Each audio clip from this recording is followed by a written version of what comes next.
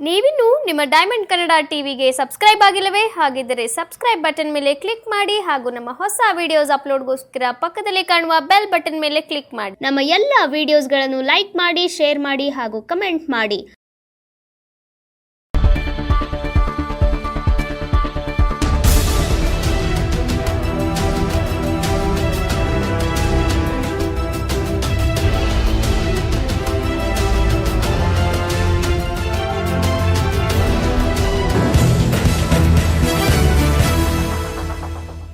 ಮಂಡ್ಯದ doctor B R. Ambedkar ಭವನದಲ್ಲಿ ಮಂಡ್ಯ ಜಿಲ್ಲಾ ನಾಗರಿಕ ಸನ್ಮಾನ ಸಮಿತಿ ಹಾಗೂ ರೈತ ಉತ್ಪಾದಕರ ಕಂಪನಿಗಳ ಜನಜಾಗೃತಿ ಸಮಾವೇಶ, ಪ್ರಶಸ್ತಿ ಪ್ರದಾನ ಹಾಗೂ ನಾಗರಿಕ ಸನ್ಮಾನ ಸಮಾರಂಭ ಕಾರ್ಯಕ್ರಮ ಏರ್ಪಡಿಸಲಾಯಿತು.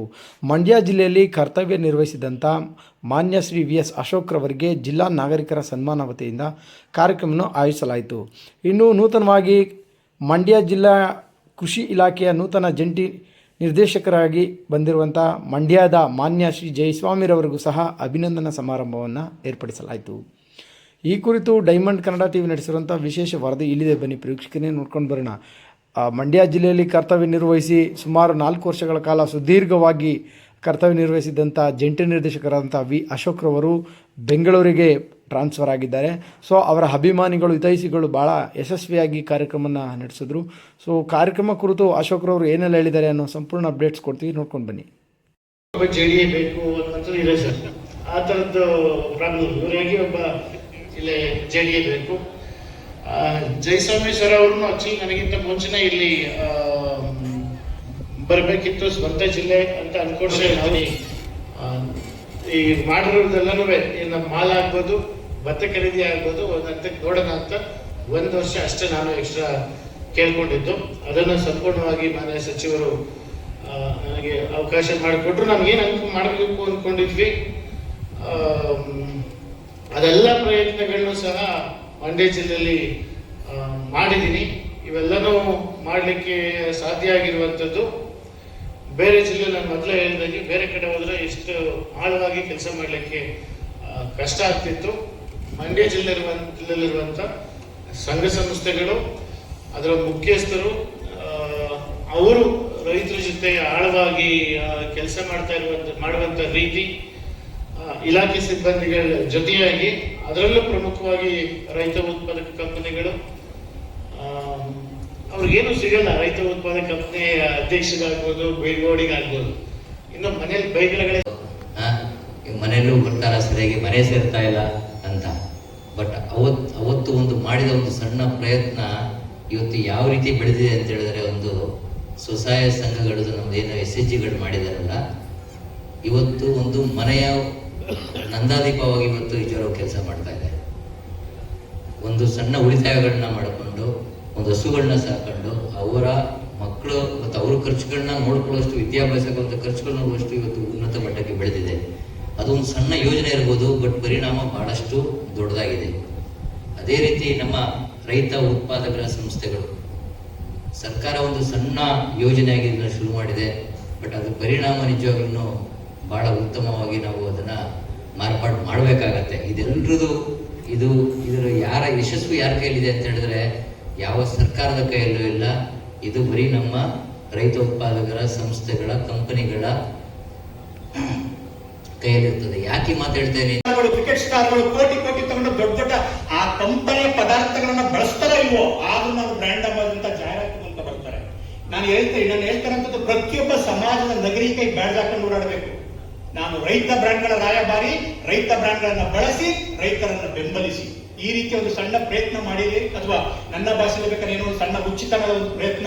ಬಹುಶಃ ಅದೆಲ್ಲ ಯಾವಾಗ ಸಾರ್ಥಕ ಆಗುತ್ತೆ ಅಂದ್ರೆ ಎಲ್ಲ ರೈತ ಬ್ರ್ಯಾಂಡ್ ಅನ್ನ ಬಳಸ್ತಾರೆ. ನನ್ನ ಬ್ರ್ಯಾಂಡ್ ಅಲ್ಲ, ನನ್ನದೇ ಆದಂತ ಯಾವ ಸ್ವಂತ ಬ್ರ್ಯಾಂಡ್ ಇಲ್ಲ. ನಾನು ಹೇಳ್ತಾರಂಥದ್ದು ಈ ರೀತಿ 31 ಜಿಲ್ಲೆಗಳಲ್ಲೂ ನನಗಾಗಲೇ ಅಧಿಕೃತವಾಗಿ ಎಲ್ಲ ಜಿಲ್ಲೆಯ ಜಿಲ್ಲಾಧಿಕಾರಿಗಳಿಗೆ, ಎಲ್ಲ ಜಿಲ್ಲೆಯ ಜಿಲ್ಲಾ ಪಂಚಾಯತ್ ಸಿಇಒ ಅಧಿಕೃತವಾಗಿ ನಾವು ಇಮೇಲ್ ಅನ್ನು ಕಳಿಸಿ 31 ಜಿಲ್ಲೆಗಳಲ್ಲಿರುವಂತ ಎಲ್ಲಾ ರೈತ ಬ್ರ್ಯಾಂಡ್ಗಳನ್ನ ರೈತ ಉತ್ಪಾದಕ ಕಂಪನಿಗಳು, ಸ್ವಸಹಾಯ ಸಂಘಗಳು, ಶ್ರೀಶಕ್ತಿ ಗುಂಪುಗಳು, ರೈತ ಒಕ್ಕೂಟಗಳು, ರೈತ ಸಹಕಾರಿಗಳು, ಒಂದು ಜಿಲ್ಲೆ ಒಂದು ಉತ್ಪನ್ನದ ಫಲಾನುಭವಿಗಳು ಯಾರ್ಯಾರು ಬ್ರ್ಯಾಂಡ್ ಮಾಡಿದರೆ ಅವರೆಲ್ಲರೂ ಸಹ ಉಚಿತವಾಗಿ ವೆಬ್ಸೈಟ್ ನಲ್ಲಿ ನೋಂದಣಿ ಮಾಡಿ ಅದನ್ನ ತಳಮಟ್ಟದಲ್ಲಿ ಜನಕ್ಕೆ ತಲುಪಿಸುವಂತ ಒಂದು ಪ್ರಯತ್ನ ಆಗ್ತಿದ್ರೆ ನಾನು ಮಾರಾಟ ಮಾಡಲ್ಲ, ಅದನ್ನು ಹೇಳ್ಬಿಡ್ತೀನಿ.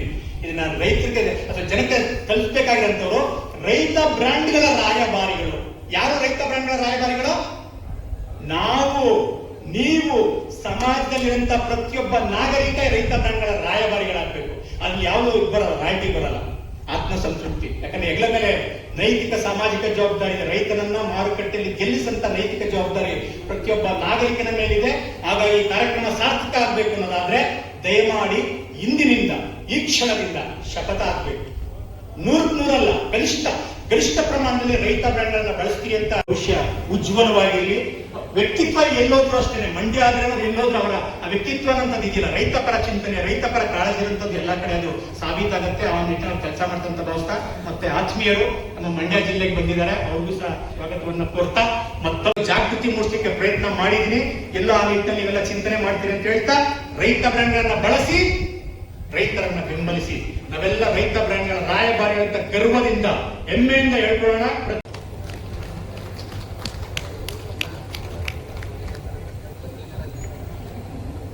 ಅರಳಕುಪ್ಪೆ, ಪಾಂಡವಪುರ ತಾಲೂಕು.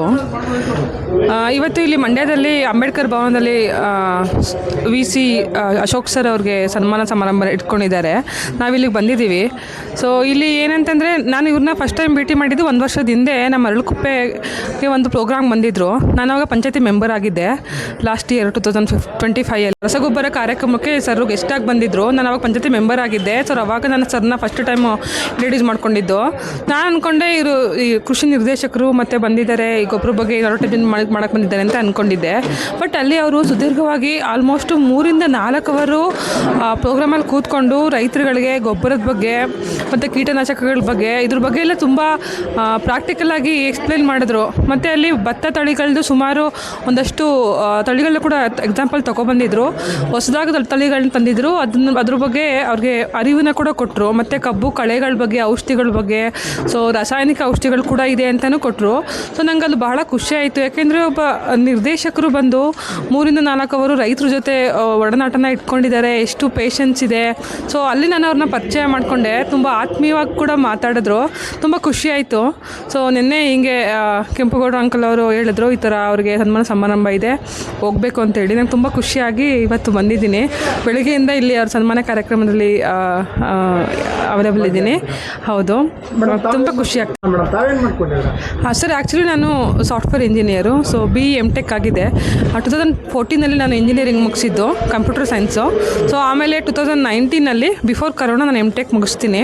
ಆಫ್ಟರ್ ದಟ್ ನಾನು ಮೈಸಮ್ ಇಂಜಿನಿಯರಿಂಗ್ ಕಾಲೇಜಲ್ಲಿ 1 ಇಯರ್ ಲೆಕ್ಚರಾಗಿ ವರ್ಕ್ ಮಾಡಿದ್ದೀನಿ. ಬಿಫೋರ್ ದಟ್ ನಾನು ಸಾಫ್ಟ್ವೇರ್ ಇಂಜಿನಿಯರ್ ವರ್ಕ್ ಮಾಡ್ತಿದ್ದೆ. ಕನ್ವೀನಿಯೆಂಟ್ ಆಗಿಲ್ಲ ಅಂತೇಳಿ ರಿಸೈನ್ ಮಾಡಿ ಮತ್ತೆ ನಾನು ಒಂದು MNC ಕಂಪ್ನಿನಲ್ಲಿ, ಇವಾಗ ಬಾಂಬೆ ಒಂದು ಕಂಪ್ನಿನಲ್ಲಿ ವರ್ಕ್ ಮಾಡ್ತಾ ಇದ್ದೀನಿ. ಸೊ ಅಲಾಂಗ್ ವಿತ್ ನಾನು ಲಾಸ್ಟ್ ಟರ್ಮು ಪಂಚಾಯತಿ ಮೆಂಬರ್ ಆಗಿದ್ದರಿಂದ ನನಗೆ ನಮ್ಮ ಮನೆಯವರೆಲ್ಲ, ನಮ್ಮ ಮಾವ ಅವರೆಲ್ಲರೂ ರೈತರ ಕುಟುಂಬನೇ. ಬಟ್ ನನಗೆ ಈ ರೈತ ಸಂಘದ ಹೋರಾಟಗಳ ಬಗ್ಗೆ ಗೊತ್ತಿರಲಿಲ್ಲ. ರೈತ ಸಂಘಟನೆ ಬಗ್ಗೆ ಮಾತ್ರ ಗೊತ್ತಿತ್ತು. ಈ ಸಂಘದಲ್ಲಿ ಏನು ಮಾಡ್ತಾರೆ ಅಂತೆಲ್ಲ ಗೊತ್ತಿರಲಿಲ್ಲ. ಸೊ ಆಮೇಲೆ ನಾನು ಪಂಚಾಯತಿ ಮೆಂಬರ್ ಆದಮೇಲೆ ಈ ಥರ ತುಂಬ ಮನವೊಲ್ದು ನನ್ನನ್ನು ನಾನೇ ತೊಡಗಿಸ್ಕೊಂಡಿದ್ದೀನಿ. ನನಗೆ ತುಂಬ ಖುಷಿ ಆಗುತ್ತೆ. ಸೊ ಈ ಹೋರಾಟಗಳ ಬಗ್ಗೆ ನನಗೆ ಏನೋ ಅಷ್ಟು ಬರೀ ಕೇಳ್ತಾ ಇದ್ದೆ. ಮತ್ತು ಯೂಟ್ಯೂಬಲ್ಲಿ ಪುಟ್ಟಣ್ಣವ್ರ ಭಾಷಣ ಎಲ್ಲ ಕೇಳ್ತಾ ಇದ್ದೆ. ನಮ್ಮ ಸ್ಕೂಲ್ಗೆಲ್ಲ ಪುಟ್ಟಣ್ಣಯ್ಯ ಸರ್ MLA ಆಗಿದ್ದಾಗ ಬಂದಿದ್ದಾರೆ. ಸೊ ಆದ್ದರಿಂದ ಭಾಳ ಖುಷಿ ಆಗ್ತಾ ಇದೆ. ಮತ್ತು ತೊಡಗಿಸ್ಕೊಂಡಿದ್ದೀನಿ. ಸೊ ಈಗ ಲಾಸ್ಟ್ ಮಂತು ಫಸ್ಟ್ ಟೈಮ್ ನಾನು ರೈತ ಧರಣಿನ ನೋಡಿದ್ದು. ಸೊ VC ನಾಲೆಗೆ ನೀರು ಬಿಡಿ ಅಂತೇಳಿ 3 ದಿನ ನಾನು ಸಕ್ರಿಯವಾಗಿ ತೊಡಗಿಸ್ಕೊಂಡು ಸೊ ಫಸ್ಟ್ ಟೈಮ್ ನಾನು ಒಂದು ಧರಣಿನ ಕಣ್ಣಲ್ಲಿ ನೋಡಿದ್ದು, ಅವ್ರ ಕಷ್ಟ ಹೆಂಗಿರುತ್ತೆ ಅಂತ ಹೇಳಿ ಭಾಳ ಖುಷಿ ಆಗ್ತಿದೆ. ಸೊ ನಾನಿಲ್ಲಿ ರೈತರ ಪರ ಹೋರಾಟಕ್ಕೆ ನಾನು ತೊಡಗಿಸ್ಕೊಂಡಿದ್ದೀನಿ. ಖಂಡಿತ. ಅಧ್ಯಕ್ಷರ ಚುಕ್ಕಾಣಿ ಹಿಡಿದು ಅತ್ಯಂತ ಯಶಸ್ವಿಯಾಗಿ ಕಾರ್ಯ ಮಾಡ್ತಾ ಇರ್ತಕ್ಕಂಥ ಕೆಂಪುಗೌಡ ಸರ್ ಅವ್ರಿಗೂ ಕೂಡ ಎಲ್ಲರ ಪರವಾಗಿ ಪ್ರೀತಿಯ ಗೌರವ ಅರ್ಪಣೆ.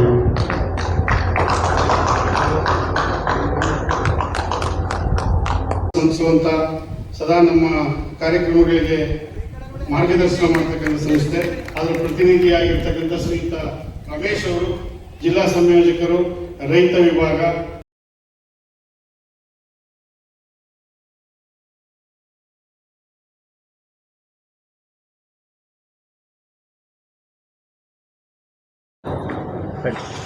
ಮಾತಾಡಬೇಕು.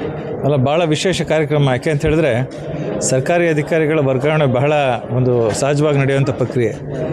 1-2 ವರ್ಷ 3 ವರ್ಷ ಅಲ್ಲಿ ಕೆಲಸ ಮಾಡಿ ಇನ್ನೊಂದು ಜಾಗಕ್ಕೆ ಹೋಗೋದು ಭಾಳ ಸಹಜವಾದ ಪ್ರಕ್ರಿಯೆ. ಆದರೆ ಅಶೋಕ್ ಅವರು ಇಷ್ಟು ಒಳ್ಳೆಯ ಕೆಲಸ ಮಾಡಿ, ಮಂಡ್ಯಕ್ಕೆ ಇಷ್ಟು ಒಳ್ಳೆಯ ಕೆಲಸ ಮಾಡಿ ಜನಾನುರಾಗಿಯಾಗಿ ಇಷ್ಟು ಜನರ ಪ್ರೀತಿ ವಾತ್ಸಲ್ಯವನ್ನು ಗೌರವವನ್ನು ಸಂಪಾದಿಸಿರೋ ಕಾರಣದಿಂದ ಇವತ್ತು ಇಲ್ಲಿ ಈ ಒಂದು ನಾಗರಿಕ ಸನ್ಮಾನ ಕಾರ್ಯಕ್ರಮ ಅಂತೇಳಿ ಮಾಡಿದರೆ ಬಹಳ ವಿಶೇಷವಾದಂಥ ಕಾರ್ಯಕ್ರಮ. ಯಾಕೆ ಅಂತ ಹೇಳಿದ್ರೆ ಈ ರೀತಿಯಾಗಿ ನಮ್ಮೆಲ್ಲ ಅಧಿಕಾರಿಗಳಿಗೆ ನಾವು ಈ ರೀತಿ ಒಳ್ಳೆಯ ಅಧಿಕಾರಿಗಳಿಗೆ ಯಾರು ಜನಪರವಾಗಿ ಕೆಲಸ ಮಾಡ್ತಾರೆ ಅಂಥವ್ರಿಗೆ ಈ ರೀತಿ ಸನ್ಮಾನ ಮತ್ತು ಗೌರವ ಕೊಡುವಂಥ ಕೆಲಸ ಆದರೆ ಇನ್ನಷ್ಟು ಅಧಿಕಾರಿಗಳು ಈ ರೀತಿ ಜನಪರವಾಗಿ ಸಮಾಜಮುಖಿಯಾಗಿ ಒಂದಷ್ಟು ಕೆಲಸ ಮಾಡೋದಕ್ಕೆ ಅನುವಾಗುತ್ತೆ. ಹಾಗಾಗಿ ಈ ಒಂದು ಕಾರಣಕ್ಕೋಸ್ಕರ ಭಾಳ ಒಳ್ಳೆಯ ಕಾರ್ಯಕ್ರಮ.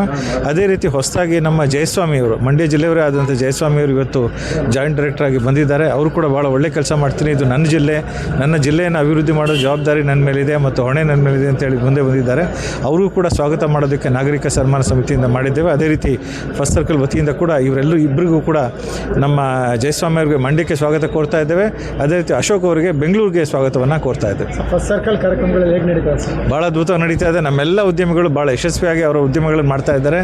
ಇನ್ನಷ್ಟು ಆತ್ಮವಿಶ್ವಾಸದಿಂದ ಹೊಸ ಉದ್ಯಮಗಳನ್ನು ಸೃಷ್ಟಿ ಮಾಡಿ ಹೊಸ ಉದ್ಯಮಗಳನ್ನು ಕಟ್ಟಿ ಅದನ್ನು ಕೂಡ ಯಶಸ್ವಿ ಮಾಡೋ ನಿಟ್ಟಿನಲ್ಲಿ ದಾಪುಗಾಲಿಡ್ತಾ ಇದ್ದಾರೆ. ಎಲ್ಲ ಕಡೆ ಇಡೀ ರಾಜ್ಯಾದ್ಯಂತ ಈ ಕೆಲಸ ಆಗ್ತಾ ಇದೆ. ಎಲ್ಲ ಒಂದು ಕಡೆ ಉದ್ಯಮಿ ಒಕ್ಕಲಿಗ ಅನ್ನೋದು ಒಂಥರ ಸಂಚಲನ ಮೂಡಿಸಿದೆ. ಯಾಕೆಂದರೆ ಇದ್ರ ಒಕ್ಕಲಿಗ ಅಂತ ಹೇಳಿದ್ರೆ ಅವ್ನು ರೈತ ಮಾತ್ರ ಅನ್ನೋ ರೀತಿ ಆಗಿತ್ತು. ಆದರೆ ಬರೀ ರೈತ ಅಲ್ಲ, ಅವನು ಉದ್ಯಮಿ ಕೂಡ ಆಗ್ತಾನೆ, ಶಿಕ್ಷಣೋದ್ಯಮಿ ಆಗ್ತಾನೆ, ಕೈಗಾರಿಕೋದ್ಯಮಿ ಆಗ್ತಾನೆ. ಈ ರೀತಿ ಎಲ್ಲ ಉದ್ಯಮಗಳಲ್ಲೂ ಕೂಡ ಇವತ್ತು ಒಕ್ಕಲಿಗ ಮುಂದೆ ಬರ್ತಾ ಇದ್ದಾನೆ. ಅದು ಬಹಳ ಸಂತೋಷದ ವಿಚಾರ ಮತ್ತು ಆಗಲೇಬೇಕಾದಂಥ ಕೆಲಸ. ಯಾಕೆಂದರೆ ಒಕ್ಕಲಿಗ ಹುಟ್ಟುತ್ತಾನೆ ಒಬ್ಬ ನಾಯಕನಾಗಿ ಹುಡ್ತಾನೆ, ಒಬ್ಬ ಗೌಡನಾಗಿ ಹುಡ್ತಾನೆ. ಹಾಗಾಗಿ ಎಲ್ಲ ಕ್ಷೇತ್ರದಲ್ಲೂ ಕೂಡ ತನ್ನ ಗೌಡಿಕೆಯನ್ನು ಸಾಧನೆ ಮಾಡೋದೇನಿದೆ ಅದು ಭಾಳ ಬೇಕಾದಂಥ ತುರ್ತಾದಂಥ ಕೆಲಸ. ಆ ಕೆಲಸವನ್ನು ನಮ್ಮೆಲ್ಲ ಒಕ್ಕಲಿಗರು ಉದ್ಯಮಿಗಳಾಗಿ ಅದನ್ನು ಸಾಧನೆ ಮಾಡಿ ತೋರಿಸ್ತಾ ಇದ್ದಾರೆ. ಕಾರ್ಯಕ್ರಮ ಮಾನ್ಯ ಅಶೋಕ್ ಅವರು JD ಆಗಿ ಮಂಡ್ಯ ಅಗ್ರಿಕಲ್ಚರ್ ಡಿಪಾರ್ಟ್ಮೆಂಟಲ್ಲಿ ಕೆಲಸ ಮಾಡಿದಂಥ ಕಾರ್ಯವೈಖರಿ, ಅವರ ಜನಗಳ ಜೊತೆಯಲ್ಲಿ ಬೆರೆತಂಥದ್ದು, ಮಂಡ್ಯಕ್ಕೆ ತಂದ ಕಾರ್ಯಕ್ರಮಗಳು ಹಾಗೂ ಮಂಡ್ಯ ಜಿಲ್ಲೆಯ ಬ್ರ್ಯಾಂಡ್, ಒಂದು ಮಂಡ್ಯ ಜಿಲ್ಲೆಯನ್ನೇ ಒಂದು ನಮ್ಮ ದೇಶದಲ್ಲಿ ಒಂದು ಉತ್ತಮ ಸ್ಥಿತಿಯಲ್ಲಿ ನಮ್ಮ ಬ್ರ್ಯಾಂಡ್ಗಳು ಬರಬೇಕು ಅಂತೇಳಿ ರೈತರನ್ನು ಉದ್ದೇಶಿಸಿ ರೈತರುಗಳನ್ನು ಸಂಘ ಸಂಸ್ಥೆಗಳನ್ನು ಒಗ್ಗೂಡಿಸಿ ಮಾಡಿದಂಥ ಕೆಲಸ ಭಾಳ ಶ್ಲಾಘನೀಯವಾದಂಥ ಕೆಲಸ. ಹಾಗಾಗಿ ಅವರು ಮಂಡ್ಯ ಜಿಲ್ಲೆಯಿಂದ ಟ್ರಾನ್ಸ್ಫರ್ ಆಗಿ ಬೆಂಗಳೂರು ಸಕ್ಕರೆ ಡಿಪಾರ್ಟ್ಮೆಂಟ್ನಲ್ಲಿ ಅವರು ಜಾಯಿಂಟ್ ಡೈರೆಕ್ಟ್ರಾಗಿ ಅಲ್ಲಿ ಕೆಲಸ ಅವ್ರು ಅಲ್ಲಿಗೆ ಟ್ರಾನ್ಸ್ಫರ್ ಆಗಿದೆ. ಹಾಗಾಗಿ ಅವರು ಮಾಡಿದ ಹಲವಾರು ಕೆಲಸಗಳನ್ನು ಮಂಡ್ಯ ಜಿಲ್ಲೆ ಹಲವಾರು ಸಂಘ ಸಂಸ್ಥೆಗಳು ಅದನ್ನು ನೆನಪಿಸ್ಕೊಂಡು ಅವರು ಒಂದು ಮಾಡಿದಂಥ ಕೆಲಸಗಳು ಬಿಟ್ಟೋಗಿರುವಂಥ ಇನ್ನೂ ಫೌಂಡೇಶನ್ ಹಾಕಿರುವಂಥ ಕೆಲಸಗಳು ಭಾಳ ಮುಂದಿನ ದಿನಗಳಲ್ಲಿ ಫಲಪ್ರದ ಆಗಲಿ ಅಂಥೇಳಿ ಅವರಿಗೆ ಒಂದು ಸನ್ಮಾನ ಸಮಾರಂಭ, ಏನು ಜಿಲ್ಲಾ ಮಟ್ಟದಲ್ಲಿ ಒಂದು ಸನ್ಮಾನ ಸಮಾರಂಭ ಮಾಡಬೇಕು ಅಂಥೇಳಿ ಇವತ್ತೊಂದು ದಿವಸ ಹಮ್ಮಿಕೊಂಡಿದ್ದರು. ಇದ್ರ ಜೊತೆಗೆ ಹೊಸದಾಗಿ JD ಆಗಿ ಬಂದಂಥ ಜಯಸ್ವಾಮಿ ಅವ್ರನ್ನೂ ಕೂಡ ಅವ್ರನ್ನ ಇನ್ವೈಟ್ ಮಾಡಿದೆ. ಮಂಡ್ಯದವರೇ ಅವರು ಕೂಡ ಈ ಮಂಡ್ಯ ಜಿಲ್ಲೆಯಲ್ಲಿ ಅವರು ಕೆಲಸ ಮಾಡಬೇಕು ಅಂತ ಅವರು ಭಾಳ ದಿವಸದಿಂದ ಆಸೆ ಪಟ್ಟಿದ್ದರು. ಹಾಗಾಗಿ ಅವರು ಈ ಜಿಲ್ಲೆಗೆ ಹೆಚ್ಚಿನ ಕೊಡುಗೆ ಏನು ಕೆಲಸಗಳು ಶುರು ಮಾಡಿದ್ದಾರೆ ನಮ್ಮ ಅಶೋಕ್ರವರು, ಆ ಕೆಲಸಗಳ ಜೊತೆಗೆ ಇನ್ನೂ ಹೆಚ್ಚಿನ ರೀತಿಯಲ್ಲಿ ಈ ಜಿಲ್ಲೆಯ ಬೆಳವಣಿಗೆಗೆ, ಈ ಜಿಲ್ಲೆಯ ಒಂದು ಉತ್ಪಾದನೆಗೆ ತಕ್ಕಂತೆ ಆದಾಯ ಬರುವಂಥ ಒಂದು ಮಾರ್ಕೆಟಿಂಗ್ ಕೂಡ ಅವರು ಸಹಾಯ ಮಾಡಬೇಕಾಗತ್ತೆ. ಈ ದೃಷ್ಟಿಯಿಂದ ಅವರಿಗೂ ಕೂಡ ನಾವು ಸ್ವಾಗತ ಕೋರ್ತಾ, ಮಂಡ್ಯ ಜಿಲ್ಲೆಯ ಸರ್ವತೋಮುಖವಾದ ಬೆಳವಣಿಗೆಗೆ ಪೂರಕವಾಗಲಿ ಅಂಥೇಳಿ ಈಗಾಗಲೇ ಫೌಂಡೇಶನ್ ಹಾಕಿದವ್ರು ಬೆಳೆಸಿರೋವಂಥವ್ರಿಗೆ ಜೊತೆಗೆ ಈಗ ಬಂದು ಅದನ್ನು ಇನ್ನೂ ಹೆಚ್ಚಿನ ರೀತಿಯಲ್ಲಿ ತೆಗೆದುಕೊಂಡು ಹೋಗೋಂಥವರಿಗೆ ಒಂದು ಸನ್ಮಾನವನ್ನು ಏರ್ಪಡಿಸಿ ಇವತ್ತು ಕಾರ್ಯಕ್ರಮನ ಹಮ್ಮಿಕೊಂಡಿತ್ತು. ಮಂಡ್ಯ ಜಿಲ್ಲೆಯಲ್ಲಿ ಕೆಲಸ ಮಾಡೋಕ್ಕೆ ಅವಕಾಶ ಮಾಡಿಕೊಟ್ಟ ಇಂದಿನ ಮಾನ್ಯ ಕೃಷಿ ಸಚಿವರಾದ ಚಲುವರಾಯಸ್ವಾಮಿ ಅವರಿಗೆ ನಾನು ಈಗಲೂ ಕೃತಜ್ಞತೆ ಸಲ್ಲಿಸ್ತೀನಿ. ಅದೇ ರೀತಿ ಇವತ್ತು ನಾವು ಮಂಡ್ಯದಲ್ಲಿ ಜಂಟಿ ಕೃಷಿ ನಿರ್ದೇಶಕರಾಗಿ ರೈತರ ಸೇವೆ ಮಾಡೋಕ್ಕೆ ಒಂದು ಸುವರ್ಣ ಅವಕಾಶ ಸಿಕ್ಕಿದೆ. ನನ್ನ ಒಂದು ಶ್ರಮವನ್ನು ಪೂರ್ತಿ ಶ್ರಮದಲ್ಲಿ ನಾನು ಕೆಲಸ ಮಾಡಿ ಮಂಡ್ಯ ಜಿಲ್ಲೆಯ ರೈತ ಬಾಂಧವರಿಗೆ ನಾನು ಉತ್ತಮ ರೀತಿಯಲ್ಲಿ ಸೇವೆ ಮಾಡಿ ನನ್ನ ಎಲ್ಲ ಕೆಲಸಗಳನ್ನ ಮಾಡಿಕೊಡೋಕ್ಕೆ ನಾನು ಶ್ರಮಿಸ್ತೀನಿ. ಅದಕ್ಕೆ ಎಲ್ಲರ ಸಹಕಾರವನ್ನು ಕೊಡ್ತೀನಿ ಅಂತ ಇದು ಹೇಳಕ್ಕೆ ಇಷ್ಟಪಡ್ತೀನಿ. ಅಲ್ಲ, ನಾನು ಬೆಂಗಳೂರು ನಗರ, ಗ್ರಾಮಾಂತರ, ತುಮಕೂರು ಮತ್ತು ಕೇಂದ್ರ ಕಚೇರಿ, ಕೃಷಿ ಆಯುಕ್ತಾಲಯ, ಅದರಲ್ಲಿ ಹುಣಸೂರಲ್ಲಿ ಕೆಲಸ ಮಾಡಿದ್ದೀನಿ. ಮಂಡ್ಯದಲ್ಲೇ ನಾನು ಪ್ರಯೋಗಶಾಲೆಯಲ್ಲಿ ಸುಮಾರು ಒಂದು 7 ವರ್ಷ ಕೆಲಸ ಮಾಡಿದ್ದೀನಿ. ಸೊ ರೈತರ ಎಲ್ಲ ಒಂದು ಏಳಿಗೆಗಾಗಿ ಶ್ರಮಪಡೋಣ. ಅದರಲ್ಲೂ ಹೆಚ್ಚಿನದಾಗಿ ಈಗಾಗಲೇ ಇವತ್ತೇನು ನಮಗೆ ಉತ್ಪಾದನೆಯಲ್ಲಿ ನಾವು ಭಾಳ ಚೆನ್ನಾಗಿ ಮಾಡ್ತಾಯಿದ್ದೀವಿ, ಇಲ್ಲ ಅಂತಲ್ಲ. ಉತ್ಪಾದಕತೆಯಲ್ಲೂ ಇನ್ನೂ ಸ್ವಲ್ಪ ನಾವು ಕೆಲವು ಬೆಳೆಗಳೇ ನಾವು ಅದನ್ನು ಜಾಸ್ತಿ ಮಾಡಬೇಕಾಗತ್ತೆ. ಸ್ಪೆಷಲಿ ಭತ್ತದಲ್ಲಿ ನಾವು ಇನ್ನೂ ಜಾಸ್ತಿ ಮಾಡಬೇಕಾಗತ್ತೆ. ಅದ್ರ ಜೊತೆಗೆ ನಮ್ಮ ಉತ್ಪನ್ನಗಳನ್ನ ನಾವು ಉತ್ತಮ ಬೆಲೆಯಲ್ಲಿ ಮಾರುಕಟ್ಟೆಗೋಸ್ಕರ ನಾವು ಸಿದ್ಧಪಡಿಸಬೇಕಾಗತ್ತೆ. ಸೊ ಆ ನಿಟ್ಟಿನಲ್ಲಿ ಏನು ನಮ್ಮ ರೈತ ಉತ್ಪಾದಕರ ಸಂಸ್ಥೆಗಳಿದ್ದಾವೆ, ರೈತ ಉತ್ಪಾದಕರ ಕಂಪ್ನಿಗಳಿದ್ದಾವೆ, ಆ ಮುಖಾಂತರ ನಾವು ಬೆಳೆದಂಥ ಉತ್ಪನ್ನಗಳನ್ನ ಸಂಸ್ಕರಣೆ ಮಾಡಿ ಉತ್ತಮ ಮಾರುಕಟ್ಟೆ ಕಲ್ಪಿಸುವಲ್ಲಿ ಹೆಚ್ಚಿನ ಶ್ರಮ ವಹಿಸೋಣ ಅಂತ ನಾವು ಕೆಲಸ ಮಾಡೋಣ, ಆ ನಿಟ್ಟಿನಲ್ಲಿ ಕೆಲಸ ಮಾಡೋಣ ಅಂತ. ಮಂಡ್ಯ ಜಿಲ್ಲೆಯವರು ಮೂಲತಃ ನಾನು ಮಂಡ್ಯ ಜಿಲ್ಲೆ, ಮಂಡ್ಯ ತಾಲೂಕು, ದುದ್ದ ಹೋಬಳಿ, ಗುನ್ನಾಯ್ಕನಹಳ್ಳಿ ಗ್ರಾಮದವರು. ಸರ್, ಇನ್ನೊಂದು ಈಗ ಇದು ನಿಮಗೆ ಹೈಬ್ರಿಡ್ ಆಗಿರಲಿ ಅಥವಾ ತಳಿ ಯಾವುದೇ ತಳಿಗಳಾಗಿರಲಿ, ಅದರದ್ದು ಒಂದು ನಿರ್ದಿಷ್ಟ ಒಂದು ಕೆಪಾಸಿಟಿ ಇರ್ತದೆ. ಅಂದರೆ ಅದರನ್ನ ಒಂದು ಇಳುವರಿ ಮಟ್ಟ ಇರ್ತದೆ. ಆ ಇಳುವರಿ ಮಟ್ಟನ ಪೂರ್ಣ ಪ್ರಮಾಣ ತಗೊಳ್ಬೇಕು ಅಂತ ಹೇಳಿದ್ರೆ ರಸಗೊಬ್ಬರನ ಬಳಸಬೇಕಾಗತ್ತೆ. ರಸಗೊಬ್ಬರ ಬಳಸ್ಬೇಕಾದ್ರೆ ನೀವು ನೋಡ್ತಾ ಇದ್ದೀವಿ, ನಾವು ಏನು ಶಿಫಾರಸು ಮಾಡಿದ್ದೀವಿ ಅದಕ್ಕಿಂತ 2-3 ಪಟ್ಟು ರಸಗೊಬ್ಬರನ ಬಳಸ್ತಾ ಇದ್ದೀವಿ. ಸೊ ಅದು ಅವಶ್ಯಕತೆ ಇಲ್ಲ. ಯಾಕಂದ್ರೆ ನೀವು ಜಾಸ್ತಿ ಬಳಸಿದಷ್ಟು ಅದು ವೇಸ್ಟ್ ಆಗುತ್ತೆ ಹೊರತು ಯಾವುದೇ ಕಾರಣಕ್ಕೂ ಬೆಳೆಗಳಿಗೆ ಲಭ್ಯತೆ ಆಗಲ್ಲ. ಈಗ ನಾವೇ ಆದ್ರೂ ಅನ್ನ ಎಷ್ಟು ಊಟ ಮಾಡ್ಬೋದು, ನಾವು ಮುದ್ದೆ ಎಷ್ಟು ಊಟ ಮಾಡ್ಬೋದು, ತದನಂತರ ಮಾಡಿದ್ರೆ ನಮ್ಗೆ ವಾಂತಿನೇ ಆಗುತ್ತೆ ಹೊರತು ಇಲ್ಲ ಇನ್ನೂ ಬೇರೆ ರೀತಿ ದುಷ್ಪರಿಣಾಮ ಆಗುತ್ತೆ. ಅದೇ ರೀತಿ ಬೆಳೆಗಳಿಗೂ ಅಷ್ಟೇ.